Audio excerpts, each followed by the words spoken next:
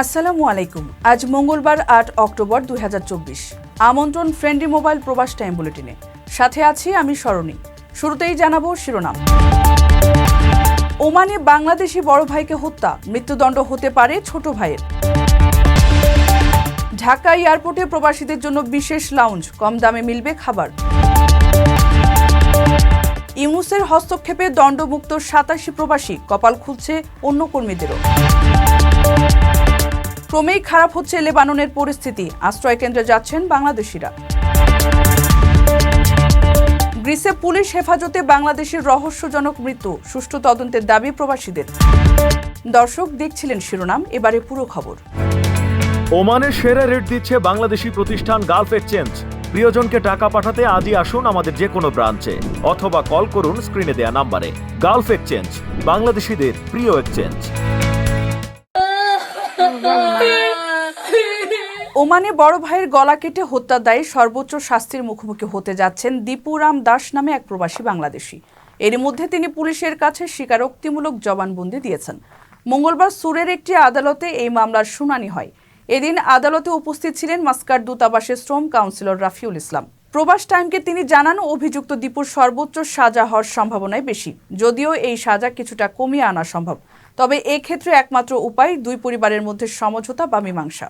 তবে ক্ষমার প্রস্তাবে ঘোর আপত্তি জানিয়ে নিহত অর্জুন দাসের স্ত্রী প্রবাস টাইমকে বলেন, ক্ষমা তো নয়, বরং মৃত্যুদণ্ডের পর তার মরদেহ যেন দেশের মাটিতে না আসে সেরকম ব্যবস্থা চান তিনি।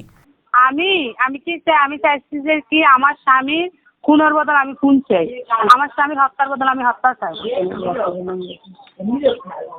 আচ্ছা, আপনার এমনিতে স্বামীর আমি বাংলাদেশে আনি হেরে আমি মাটি দিছি, হের ওজন বাংলাদেশেও পাঠানো হোক না।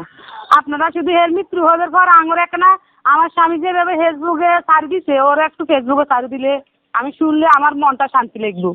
এর আগে গত ১৭ জুন মধ্যরাতে জালান বোয়ালিতে সৎ ভাই অর্জুন দাসকে গলা কেটে হত্যা করেন দীপুরাম দাস। তারা একসাথে ওমান সাগরে মাছ শিকারের কাজ করতেন এবং ঘটনার সময় ছুটিতে ছিলেন।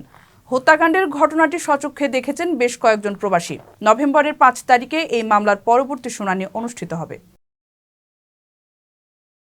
কারো কাছে স্বপ্ন পূরণ, কারো আনন্দের উপলক্ষ, আবার কারো জীবন পাল্টে দেওয়ার মুহূর্ত, কখনো জীবন বাঁচাতে সর্বোচ্চ গতিতে উড়ে চলা, কারো আবেগের শেষ মুহূর্ত, আপনজনের শেষ বিদায়ে শামিল হওয়া। এমন সব ইচ্ছে পূরণে সর্বনিম্ন ভাড়ায় দ্রুতগতির বাহন প্রবাসীর হেলিকপ্টার। আপনার প্রয়োজনে যোগাযোগ করুন আমাদের হটলাইনে।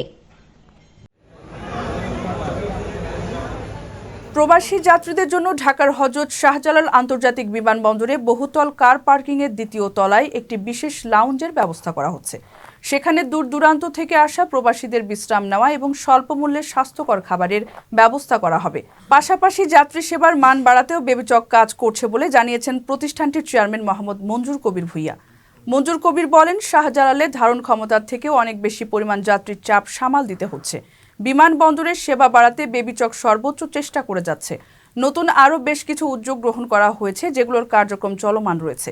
এর আগে ২ সপ্তাহ থেকে ১ মাসের মধ্যে বিমানবন্দরে প্রবাসীদের জন্য বিশেষ লাউঞ্জ চালুর ঘোষণা দেন প্রবাসী কল্যাণ ও বৈদেশিক কর্মসংস্থান উপদেষ্টা ডক্টর আসিফ নজরুল। তিনি বলেন, মধ্যপ্রাচ্যে বাংলাদেশি যেসব শ্রমিক রয়েছেন তাদের জন্য আগামী ২ সপ্তাহের মধ্যেই বিমানবন্দরে বিশেষ লাউঞ্জের ব্যবস্থা করা হবে।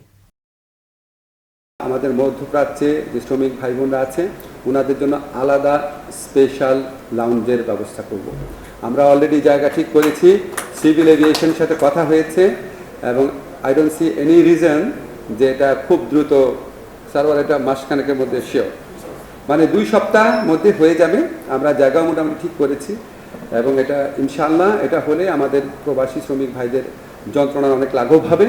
এটার পাশাপাশি অন্যান্য যে সুযোগ সুবিধা, ওনারা এয়ারপোর্টে যাওয়ার সাথে সাথে ওনাদের সাথে এসকর্ট করে একদিন যাবে একদম লাস্ট যে প্লেনে ওঠার আগ পর্যন্ত, প্লেনে ওঠার আগে যে লাউঞ্জটা আছে লাস্ট লাউঞ্জ সেটুকু পর্যন্ত তাকে প্রতিটা স্তরে ওনাদের সাথে মানুষ থাকবে। প্রবাসীদের বিনিয়োগের শতভাগ নির্ভরযোগ্য প্রতিষ্ঠান প্রবাসীর সিটি লিমিটেড। এখানে বিনিয়োগ করে হালাল মুনাফা অর্জন করুন। বৈষম্য বিরোধী আন্দোলনের সংহতি জানিয়ে আমিরাত, ওমান সহ মধ্যপ্রাচ্যের দেশগুলোতে দণ্ডপ্রাপ্তদের মুক্ত করতে বিশেষ ভূমিকা রেখেছেন অন্তর্বর্তী সরকার প্রধান ডক্টর মোহাম্মদ ইউনূস। ডক্টর ইউনূসের দায়িত্ব গ্রহণের পর প্রবাসীদের দণ্ডমুক্ত করতে পারাটা অন্তর্বর্তী সরকারের সবচেয়ে বড় কূটনৈতিক সফলতা হিসেবে দেখছেন সংশ্লিষ্টরা। এছাড়া সব প্রক্রিয়া সম্পন্ন করার পরও গত 31শে মের মধ্যে 17,000-এর বেশি কর্মী মালয়েশিয়ায় যেতে পারেনি। তাদের দেশটিতে পাঠানোর বিষয়ে মালয়েশিয়ার প্রধানমন্ত্রী আনোয়ার ইব্রাহিমের কাছ থেকে আশ্বাস আদায় করতে পেরেছেন ডক্টর ইউনূস। তবে ইতালির ভিসা প্রার্থীদের নিয়ে কিছুটা বিপাকে পড়েছে সরকার, কারণ ঢাকার ইতালীয় দূতাবাসে দীর্ঘদিন ধরে পড়ে থাকা ভিসা আবেদনকারীদের অভিযোগ সামলাতে হচ্ছে সরকারকে। যদিও মঙ্গলবার ইতালির ভিসা প্রত্যাশীদের সুখবর দিয়েছেন পররাষ্ট্র উপদেষ্টা তৌহিদ হোসেন। তিনি বলেছেন, ইতালিতে যেতে প্রত্যাশীদের জমাকৃত ভিসার মধ্যে 20,000 ভিসা আগামী ডিসেম্বরের মধ্যে ইস্যু করার চেষ্টা করবে দূতাবাস। মঙ্গলবার পররাষ্ট্র মন্ত্রণালয়ে সাংবাদিকদের এ তথ্য জানান তিনি। আকর্ষণীয় রেট ও দারুণ সব ডাটা বান্ডেল পেতে আজই ব্যবহার করুন ফ্রেন্ডলি সিম। লেবাননে চলমান ইসরায়েলি আগ্রাসনের কারণে দেশটিতে অবস্থানরত বাংলাদেশি প্রবাসীরা আশ্রয়কেন্দ্রে অবস্থান নিচ্ছেন। বাংলাদেশ দূতাবাস বৈরুত নিয়মিতভাবে তাদের সঙ্গে যোগাযোগ রক্ষা করছে। সোমবার রাতে দূতাবাসের এক জরুরি বিজ্ঞপ্তিতে এ তথ্য জানানো হয়। এতে উল্লেখ করা হয়, লেবাননের যুদ্ধের কারণে যেসব প্রবাসী কর্মস্থল ও আবাসস্থল ত্যাগ করেছেন তাদেরকে লেবানন প্রবাসী বিভিন্ন বাংলাদেশি ব্যক্তি ও সামাজিক সংগঠনের সঙ্গে সমন্বয় করে তুলনামূলক নিরাপদ এবং অস্থায়ী আশ্রয়কেন্দ্রে থাকার ব্যবস্থা করা হয়েছে। এছাড়া কিছু সংখ্যক প্রবাসী বাংলাদেশি লেবানিজ সরকার ঘোষিত আশ্রয়কেন্দ্রে আশ্রয় গ্রহণ করেছে। বাংলাদেশ দূতাবাস কর্তৃক বিভিন্ন সাময়িক আশ্রয়কেন্দ্র ও আবাসস্থলে অবস্থানকারী প্রবাসীদের কাছে খাদ্য সামগ্রী সহ অত্যাবশ্যকীয় জিনিসপত্র পৌঁছানো হয়েছে। এই সহায়তা কার্যক্রম চলমান রয়েছে। লেবাননে চলমান যুদ্ধ পরিস্থিতিতে এখনও কেউ আশ্রয়কেন্দ্র কিংবা নিরাপদ স্থানে পৌঁছাতে না পারলে অথবা অন্য যে কোনো প্রয়োজনে দূতাবাসের ফ্রন্ট ডেস্ক নম্বর 71217139, হটলাইন 70635278 এবং হেল্পলাইন 81744207 যোগাযোগ করার জন্য অনুরোধ করেছে দূতাবাস। গ্রিসের রাজধানী এথেন্সে পুলিশি হেফাজতে এক বাংলাদেশির রহস্যজনক মৃত্যু হয়েছে। 29 বছর বয়সী নিহত বাংলাদেশির নাম খালিস মিয়া। গ্রিসের ওমোনিয়া থানা পুলিশ দাবি করছে, রাতে নেশাগ্রস্ত যুবককে আটক করে সেলে রাখা হয়। পরদিন সকালে পুলিশ সদস্যরা আটককৃত ব্যক্তিকে দড়িতে ঝুলতে দেখতে পান। রহস্যজনক এই ঘটনায় সুষ্ঠু তদন্তের দাবি করেছে এথেন্সে অবস্থিত বাংলাদেশ দূতাবাস এবং অভিবাসন সংস্থাগুলো। এ নিয়ে গ্রিসের বিভিন্ন পত্রিকায়ও পুলিশের ভাষ্য অনুযায়ী থানায় ফাঁস লাগিয়ে বাংলাদেশি অভিবাসীর মৃত্যু হয়েছে বলে সংবাদ প্রকাশ হয়েছে। জানা যায়, তুচ্ছ একটি ঘটনাকে কেন্দ্র করে গত 30 সেপ্টেম্বর রাতে সুনামগঞ্জ জেলার ছাতক উপজেলার জালাল উদ্দিনের ছেলে খালিস মিয়াকে এথেন্সের ওমোনিয়া এলাকা থেকে আটক করে নিয়ে যায় ওমোনিয়া থানা পুলিশ। পরদিন মঙ্গলবার সকালে সেলে তাকে ফাঁস লাগানো ঝুলন্ত অবস্থায় পাওয়া যায় বলে জানায় পুলিশ। সেখানে আরও 11 জন বন্দী ছিলেন। এ ব্যাপারে বাংলাদেশ কমিউনিটি ইন গ্রিসের সভাপতি আনোয়ার হোসেন দেওয়ান জানান, পুলিশ জানিয়েছে সেখানে মারামারির ঘটনায় তাকে পুলিশ গ্রেপ্তার করে থানায় নিয়ে যায়। থানায় ঢোকার পথে গাড়ির দরজায় লাথি মারে এবং পুলিশের গাড়ির কাঁচের আয়না ভেঙে ফেলে। নেশাগ্রস্ত থাকায় পুলিশ কোনো জিজ্ঞাসাবাদ ছাড়াই সরাসরি হাজতে নিয়ে যায়।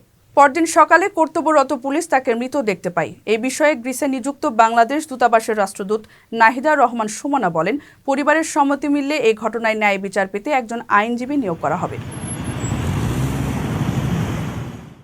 দর্শক, দেখছিলেন ফ্রেন্ডলি মোবাইল প্রবাস টাইম বুলেটিন। শেষ করার আগে শিরোনামগুলো জানিয়ে দিচ্ছি আরও একবার। ওমানে বাংলাদেশি বড় ভাইকে হত্যা, মৃত্যুদণ্ড হতে পারে ছোট ভাইয়ের। ঢাকা এয়ারপোর্টে প্রবাসীদের জন্য বিশেষ লাউঞ্জ, কম দামে মিলবে খাবার।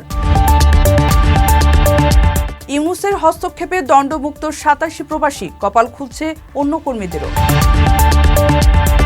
ক্রমেই খারাপ হচ্ছে লেবাননের পরিস্থিতি, আশ্রয়কেন্দ্রে যাচ্ছেন বাংলাদেশিরা। গ্রিসে পুলিশ হেফাজতে বাংলাদেশের রহস্যজনক মৃত্যু, সুষ্ঠু তদন্তের দাবি প্রবাসীদের। এই ছিল ফ্রেন্ডলি মোবাইল প্রবাস টাইম বুলেটিনের আজকের আয়োজনে। প্রবাসের সর্বশেষ সংবাদ পেতে ভিজিট করুন www.probastime.net।